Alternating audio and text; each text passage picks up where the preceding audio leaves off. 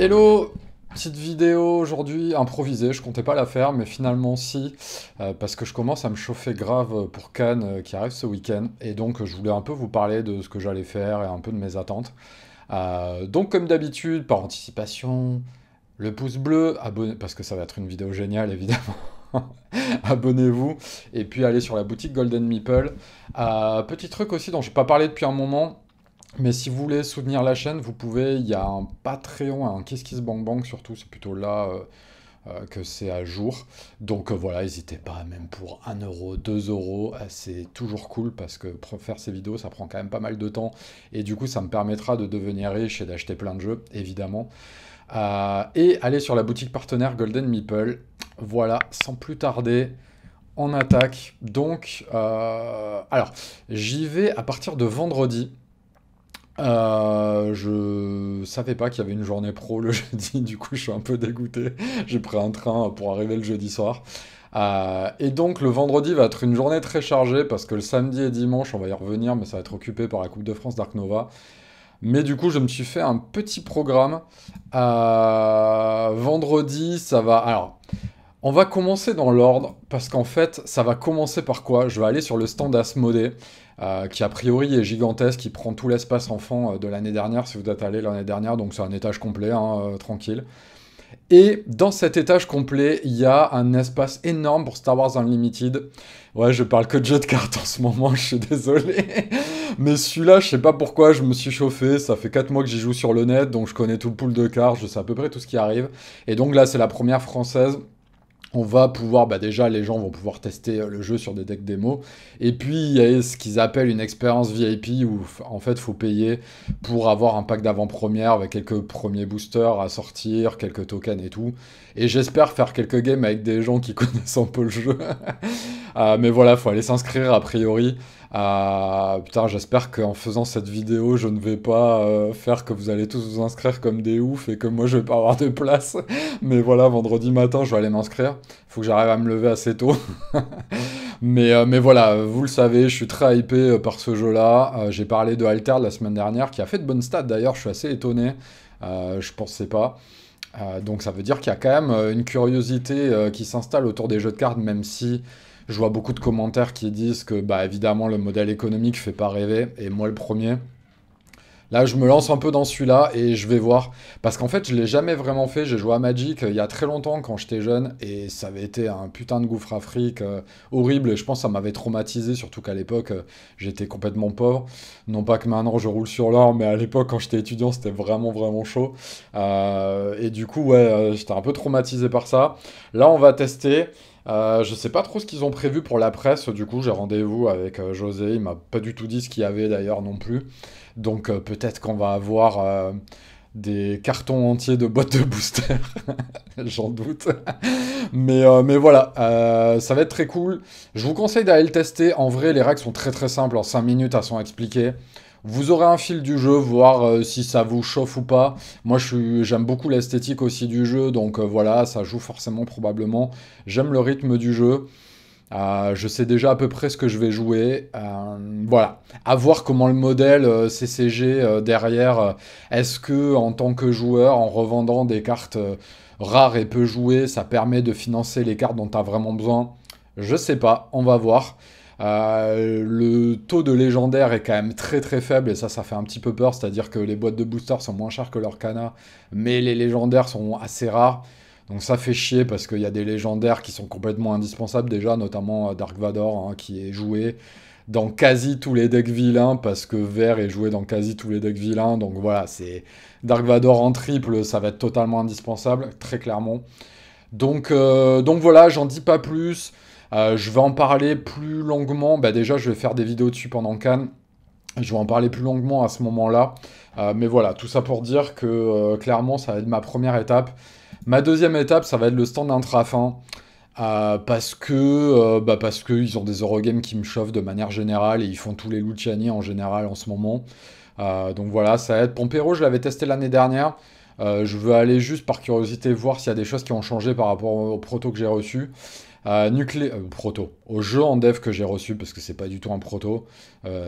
D'ailleurs, il y a souvent un petit abus de langage là-dessus. Un proto n'est pas un jeu en développement avec un design très avancé, hein. C'est vraiment, quand tu présentes un jeu à un éditeur, c'est un proto. Une fois que c'est déjà en cours de développement, c'est déjà plus un proto. Nucleum Australia, l'extension, je suis curieux de voir un petit peu à quoi ça ressemble, même si je doute que je vais pouvoir vraiment la tester vu la durée du jeu.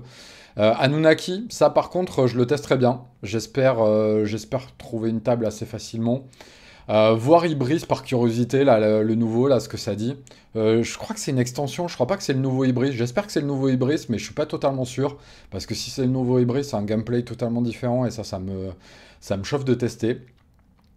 Et puis Black Rose War aussi, je suis très curieux de voir, j'espère pouvoir avoir les règles assez rapidement pour voir me faire un petit premier aperçu. Ça me chauffe pas mal. Donc voilà. Ensuite, je vais vaquer un peu dans les stands. Je vais un peu aller voir du côté de Super Meeple. Il y a Chronology qui me chauffe pas mal. World Wonder, je viens de le recevoir, donc on va voir ce que ça dit. Plantanubo, ouais, ça me chauffe pas plus que ça pour l'instant, je sais pas pourquoi. Et puis sur un salon, ça a l'air d'être l'usine à gaz absolue à tester sur un salon, donc peut-être pas. Par contre, Bardo Grove, ça a l'air plus simple d'accès, donc sur un salon, pourquoi pas. Et ouais, faire une partie test de chronologique, ça me chauffe pas mal. C'est encore le fameux duo Johan Levier, Fabien Gredel, derrière Turing Machine et plein d'autres trucs qui font en solo ou en duo. Assez curieux, moi, Charles Amir, le boss de Super Meeple, m'en parle depuis un moment. Donc je suis assez hypé de voir ce que ça donne, surtout le côté un peu narratif du jeu, parce que je suis pas forcément grand fan de jeux de déduction, mais je suis assez curieux de voir un peu le côté narratif de ça, qui peut m'intriguer. Donc voilà. Et le gros morceau, ça va être, je sais pas où je l'ai mis, si je l'ai mis là, la Coupe de France Dark Nova. Donc là, ça va me prendre tout samedi et tout dimanche, hein. Donc ça va être un gros morceau. Alors, ce qui est un peu chiant, c'est qu'on a essayé de négocier pour que ce soit dans le salon, dans les bâtiments, et malheureusement, ça sera pas le cas, ça sera dans une tente à l'extérieur. Ça, c'est un peu chiant, il y a une tente spéciale tournoi en extérieur. Donc ça, c'est une photo de l'année dernière, des gagnants de l'année dernière. Ça fait un peu chier, donc voilà, n'hésitez pas à venir nous voir. Ça sera le samedi et le dimanche. Le dimanche, ça sera les phases finales, du coup les 8 meilleurs de la première journée seront qualifiés pour le lendemain. Sachant que là, tous les gens qui seront là ont été sélectionnés dans les fameuses étapes qu'on a organisées régionalement de octobre à janvier de cette année, si je dis pas de bêtises. Donc ça s'est plutôt bien passé, c'était cool. Après, c'est vrai qu'il y a une énorme disparité de joueurs entre les régions, ça c'est assez étonnant. Par exemple, dans le sud, de manière globale, il y a énormément de joueurs. Toulouse, Bordeaux, tout ce qui est autour de Cannes aussi, il y a une communauté de joueurs assez hallucinante. Vers Lyon, ça jouait pas mal aussi. Après, il y a Metz aussi, beaucoup de joueurs. Paris, cette année, il y a eu énormément de joueurs. On aurait dû faire deux étapes mais je m'y attendais pas. Les 18 ont été pleins hyper rapidement et en fait, il y avait plus de 18 personnes sur liste d'attente. Toulouse, pareil, il aurait fallu faire deux étapes. Je savais pas. Parce que l'année dernière, ça s'était pas passé exactement comme ça. Et en fait, ce qui est bizarre, c'est que ouais, il y a des étapes où il y a eu moins de monde que l'année dernière et d'autres beaucoup plus. Donc voilà, les aléas. Il va y avoir l'extension. Donc ça, c'est cool. Moi, ça, je trouve ça vraiment cool d'avoir un vrai tournoi avec l'extension sans que l'extension soit sur BGA parce que du coup, un peu la première méta compétitive avec l'extension sera là. Donc ça, moi, je trouve ça très très cool. On va essayer de filmer le dimanche. Normalement, j'ai à peu près ce qu'il faut pour avoir ça en place. Moi, là-bas, je voulais faire un gros truc avec commentaires, je voulais commenter avec Simon et tout. Évidemment, il n'a pas le temps. Évidemment, ça coûtait trop cher de faire ça. Donc ça me fait un peu chier parce que je pense que ça pourrait être vraiment vraiment cool d'avoir des vraies parties commentées. Donc je pense quand même que je vais commenter peut-être a posteriori, une fois que j'aurai la vidéo et tout, je commenterai un peu ce qui se passe et tout. Mais je trouve que c'est cool d'avoir à la fois quelqu'un qui connaît très bien le jeu et à la fois quelqu'un qui le connaît moins et qui peut-être a un point de vue un peu plus, tu vois, de se poser des questions sur des moves qui se passent là où moi je vais peut-être moins me les poser. Et je trouve que ça a un côté, peut-être, ça rend plus les gens qui connaissent moins dedans. Et je crois pas mal à ce genre de format, parce qu'au final, quand je vois que des gens regardent des parties découvertes sur Twitch, Et puis même sur le jeu vidéo sur... même moi, par exemple, je regarde des parties de l'Orcana compétitive alors que je ne joue pas à l'Orcana, ce qui est assez étonnant. Après, c'est assez court, hein, je le fais pas tout le temps évidemment, mais même sur du jeu vidéo, je le fais beaucoup. Je joue pas mal à Apex par exemple, et même là en ce moment, j'y joue plus depuis 3 mois, et ça m'arrive quand même de regarder des vidéos de bons joueurs. Donc voilà, je pense vraiment qu'il y a un truc à développer là-dedans dans le jeu de société. Malheureusement, il n'y a ni les budgets ni les volontés éditeurs de mettre les budgets là-dedans. Je trouve ça un peu dommage. Je trouve que le jeu vidéo manque encore une fois une occasion de s'adapter au temps dans lequel on est. Je pense que que le jeu en plus de société, déjà le jeu vidéo est pas mal en crise. C'est-à-dire, en fait, je pense que ce qui se passe dans le jeu vidéo exactement en train de se reproduire dans le jeu de société. C'est-à-dire qu'en fait, il y a énormément de studios qui ferment parce qu'en fait, il y a une offre tellement pléthorique que les gens ne vont acheter que le même jeu. Là, par exemple, en ce moment, en jeu vidéo, c'est Helldivers 2, tout le monde a acheté ça, tout le monde joue qu'à ça. Donc voilà, il y a des hypes de modernité sur des gros jeux comme ça, et donc sur lesquels bah, il faut que les jeux soient vraiment très bons et qu'il y ait une com qui soit efficace dessus. Même parfois, la com n'a pas forcément besoin, mais en tout cas, il faut que le jeu soit très bon et arrive au bon moment. Et sur le jeu de plateau, c'est exactement ce qui est en train de se passer. Les ventes des jeux experts s'écroulent totalement. Et elles se polarisent en fait autour de certaines ventes. En fait, par exemple, Ark Nova, qui polarisait quasi toutes les ventes de jeux experts. Et je pense qu'on est en train de s'orienter vers ça. Et du coup, je pense vraiment qu'il faut penser la communication totalement différemment. À la fois bah, en créant peut-être quelque chose autour de la compétition du jeu. J'aime pas trop dire compétition, parce que c'est pas la vraie compétition. Mais en tout cas, tu vois, quand tu joues à un jeu vidéo de manière sérieuse, t'es pas en train de faire de la compétition pour gagner des prix, mais t'es en train de jouer sérieusement. Bah, du coup, les jeux de société, je trouve qu'il y a un peu la même chose. Il y a des gens qui jouent sérieusement, des gens qui ont moins le temps ou qui ont moins l'envie, qui jouent plus en mode casual, mais qui s'intéressent quand même aux gens qui se jouent sérieusement parce qu'ils ont un peu envie de voir comment ça se passe, des manières différentes de jouer. Et je pense qu'il y a un vrai truc. Et pareil, sur la communication des jeux, je pense vraiment. Et particulièrement sur les jeux experts, je trouve que bah, on est encore 10 ans en arrière à faire juste des posts Facebook. Moi, je trouve que ça suffit pas. C'est mon avis. Je pense qu'il y a un vrai manque là-dedans d'ambition et de budgétisation sur ces choses-là. Moi, je le regrette, mais bon, voilà. Après, chaque éditeur fait comme il veut, hein. Moi, je suis pas là pour donner des leçons là-dessus, mais c'est juste mon point de vue un petit peu extérieur et qui suit le milieu et qui a suivi d'autres milieux aussi. Et je trouve vraiment que le milieu du jeu de société est un milieu qui a énormément de retard sur ces sujets-là, et qui se tape une crise totale et qui va s'empirer en fait, parce que de toute façon, la crise elle est installée, elle est là, et c'est pas qu'une crise qui touche que le jeu de société, mais du coup la culture prend en premier, et le jeu de société va prendre très cher quoi, et déjà en train de prendre très cher.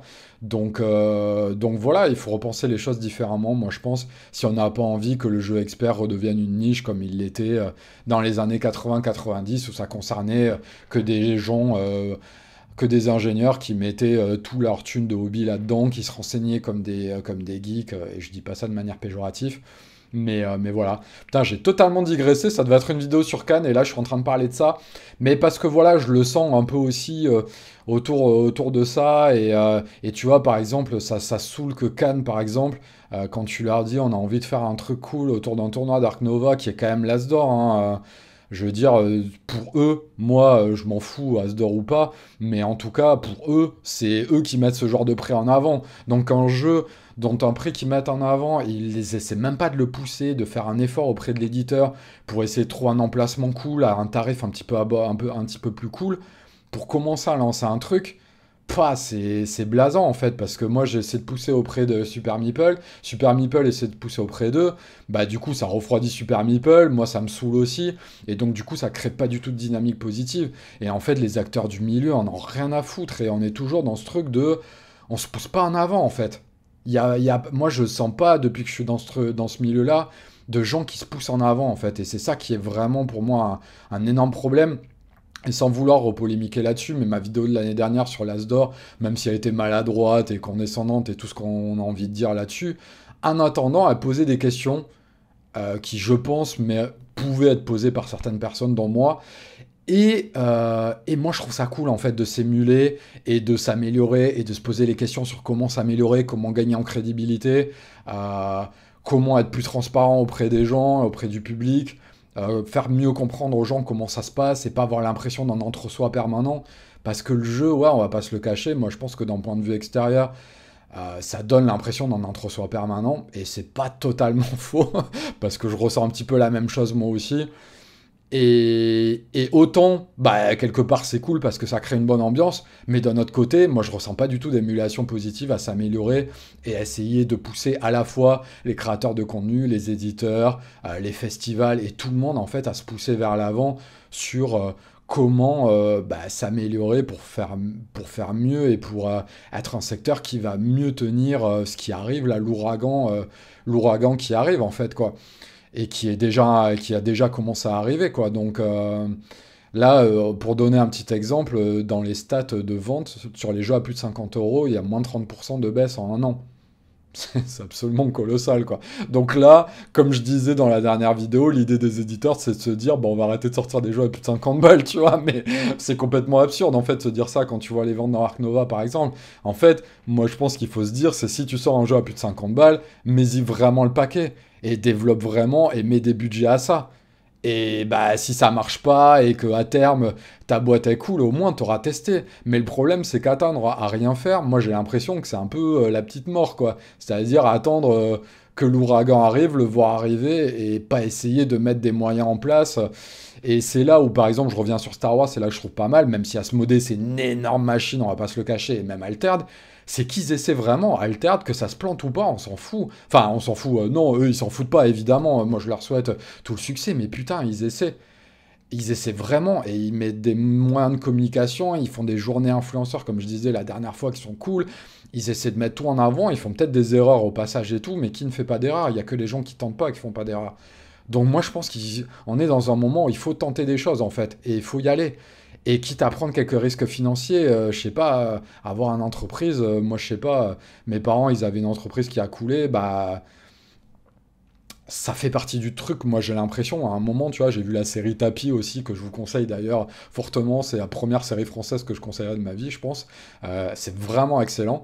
Et ça parle que de ça, en fait. Ça parle d'un mec qui a tenté des choses, en fait, et qui a pas tout réussi, mais qui a tenté des choses, qui a fait des trucs plus ou moins bien, machin. Mais la série parle vraiment de ça, et moi j'ai l'impression que il y a un truc d'émulation dans le jeu de société là-dedans que j'arrive pas à sentir. On a toujours l'impression de voir le vieux monde.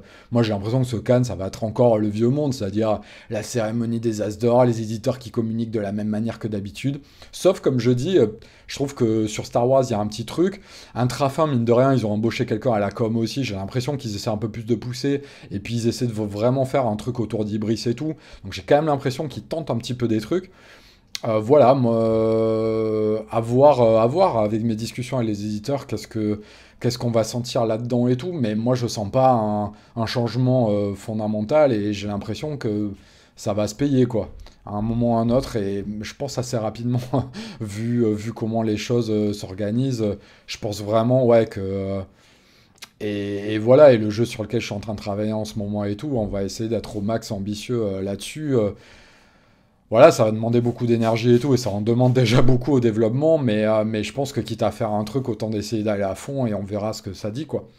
Donc voilà, c'était un petit peu mon mot de la fin sur mes attentes de Cannes, qui ont totalement digressé, évidemment, vous me connaissez, je digresse pas mal. Surtout, n'hésitez pas à passer me voir à Cannes si vous me croisez et tout, si vous avez des trucs à dire, si vous voulez jouer. N'hésitez pas à passer, ça fait grave plaisir. Et puis ouais, voilà, si vous avez, s'il y a des discussions, des jeux, des machins, moi je vais traîner sur des tables et tout, il n'y a pas de souci. Venez nous voir à la Coupe de France Arc Nova. Franchement, il y a des très très bons joueurs, notamment le lendemain et tout. Comme je vous dis, c'est à 90% sûr qu'on arrive à filmer ça. J'ai réussi à mobiliser des gens sur le coup. Moi j'ai des trucs que je ramène aussi. Donc voilà, je vais faire des vidéos pendant Cannes aussi. Je squatte avec Alice, qui a disparu de YouTube. Envoyez-lui des messages, des petits messages pour qu'elle s'y remette. Elle est un peu démotivée en ce moment. La vie, c'est pas évident, vous savez. Et je dis pas ça avec ironie, mais on passe tous par des moments compliqués. Je sais qu'elle passe par des moments compliqués à ce moment. Donc, n'hésitez pas à lui envoyer des messages d'encouragement. Moi, je vais la motiver à tourner des vidéos pendant qu'on sera à Cannes. On fera sûrement quelques vidéos en duo. Il y a Bastien aussi, avec qui on va faire des vidéos. T'as intérêt, gros. Euh, et puis si vous voulez venir faire de la vidéo, il n'y a pas de souci aussi. Si vous avez des trucs à dire et que vous avez des idées, des choses à dire, on peut faire une petite vidéo communautaire avec des gens parmi vous. Et puis voilà. Moi à la base, je fais surtout du jeu de société parce que je kiffe jouer avec des gens. C'est pour ça que je joue jamais sur BGA. Peut-être une vidéo prochainement là-dessus d'ailleurs. Et c'est pour ça que je voulais aussi organiser du tournoi en physique. Moi, des tournois en numérique, ça m'intéresse pas du tout. Mais c'est des choses qui sont dures à faire perdurer. Donc voilà, faites valoir votre voix aussi si c'est des choses que vous avez envie de voir auprès des éditeurs et tout ça. Voilà, même auprès de Super Meeple, j'ai envie de dire, si c'est des choses que vous trouvez cool et tout, ce qu'on organise autour Dark Nova, allez-y, allez le dire auprès de Super Meeple et tout, pour que bah, ils voient qu'il y a un vrai intérêt et que ça peut être intéressant pour eux de continuer, quoi. Je vous fais des gros bisous, venez me dire bonjour et à bientôt, ciao.